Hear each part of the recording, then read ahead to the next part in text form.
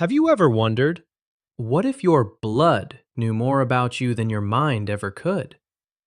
Not in a medical way, not just about your health or your genes, but something deeper, something that whispers about your purpose, your patterns, maybe even your soul. Here's the hook.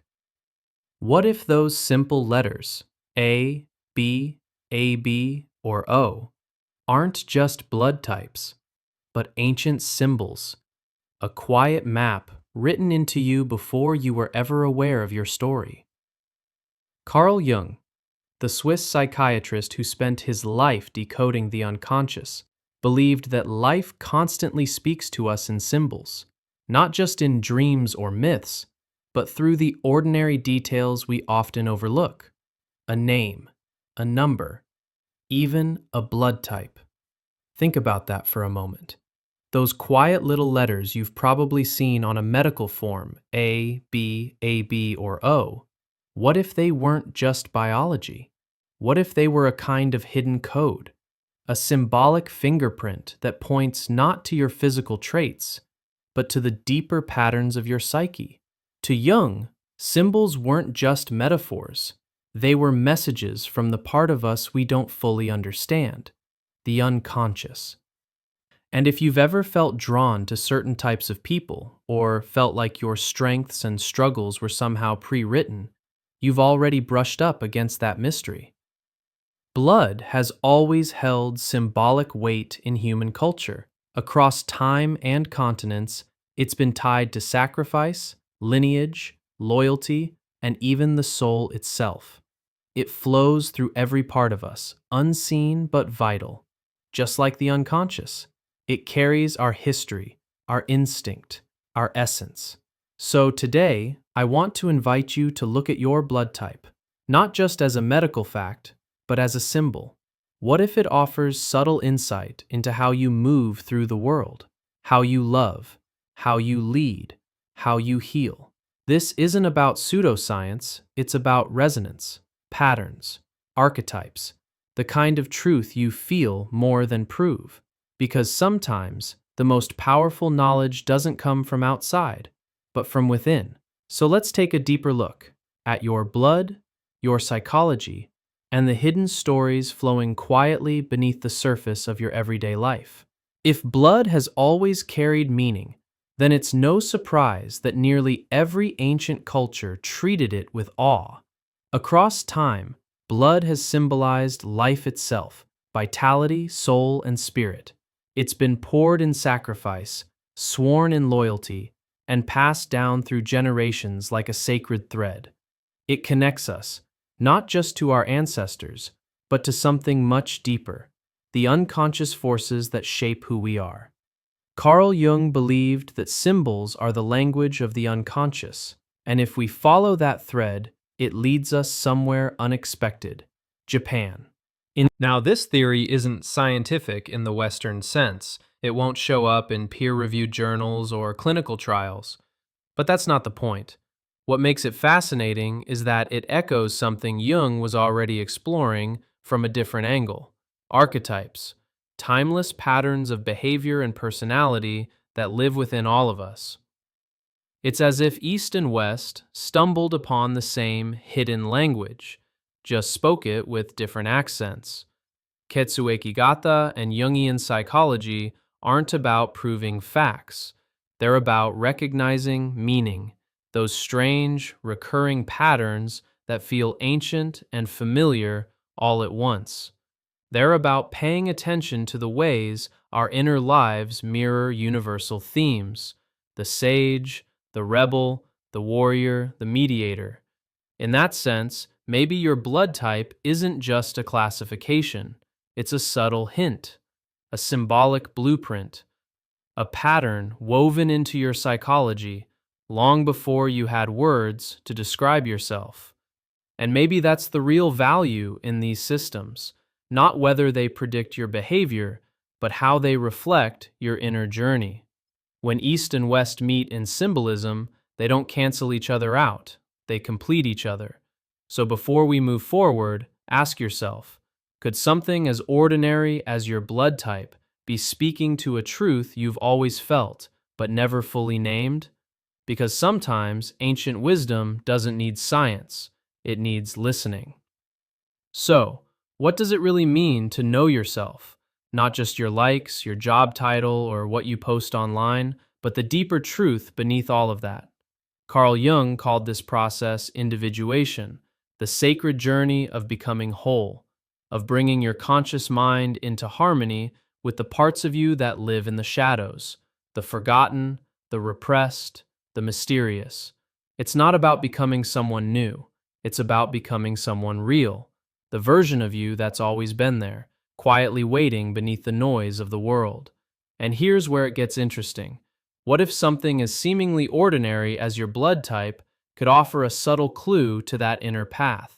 Not a label, not a box to live inside, but a symbolic fingerprint, a hint at your inner architecture. Just like Jung saw dreams or myths as mirrors of the psyche, blood type, when viewed through a symbolic lens, can act like a compass. It doesn't tell you who you are, but it might show you where your energy naturally flows, what roles feel familiar, where you might struggle, and where your greatest growth could happen.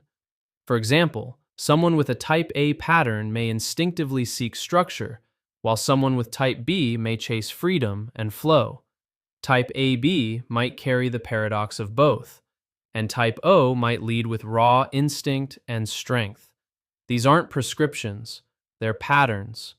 And once we see the pattern, we have the power to either follow it or transform it. I've found that individuation begins the moment you stop asking, "Who should I be?"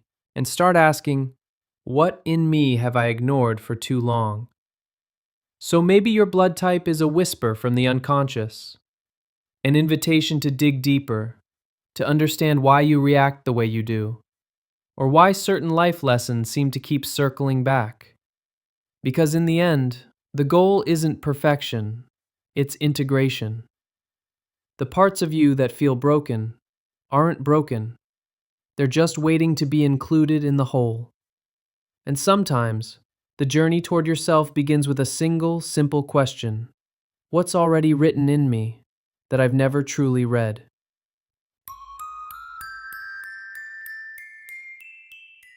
What if your blood type wasn't just about transfusions or medical charts, but a mirror reflecting the deeper architecture of your soul?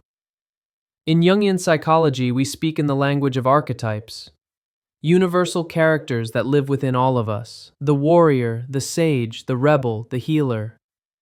These aren't just roles we play, they're energies that shape how we love, lead, react, and evolve. And in some symbolic traditions, including those in Japan, your blood type might echo one of these archetypal patterns. So let's explore each one, not as a rule book, but as a map. Let's begin with type A, what I call the sage or the perfectionist. People with this blood type often move through life seeking order. They crave structure, not because they're rigid, but because they find meaning in the details. They tend to be reflective, thoughtful, and deliberate.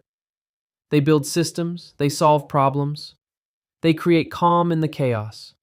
But every archetype has a shadow. For the sage, it's the fear of unpredictability. When structure becomes obsession, perfectionism takes over. They can become paralyzed by the need to get it just right. But growth, for them, doesn't mean losing their gift. It means learning to surrender a little, to trust what's unplanned, to find clarity not only in order, but in openness. Now imagine the complete opposite. Type B, the explorer, or the rebel. Where type A builds fences, type B wants to run wild through open fields. These people are creative, spontaneous, and emotionally honest. They challenge rules, chase inspiration, and bring fresh energy wherever they go. In many ways, they're the spark that ignites new stories. But freedom has its cost. The explorer can lose direction. They may resist structure so much that they struggle to commit, whether it's to a project, a place, or even a person. Their journey is to learn that depth requires stillness, that sometimes the soul doesn't want more stimulation, it wants presence. And then there's type AB, the rarest blood type and perhaps the most complex. This is the mediator or the alchemist, someone who carries both structure and spontaneity, logic and emotion. They're deeply intuitive and often find themselves playing the role of bridge between people, but their gift can also become their burden. When you see too much, you can become overwhelmed. Indecisiveness creeps in. The line between who you are and who others expect you to be starts to blur. The task for the AB type is grounding, rooting themselves in an identity that doesn't need to choose one side over the other, but learns to stand firmly in the tension.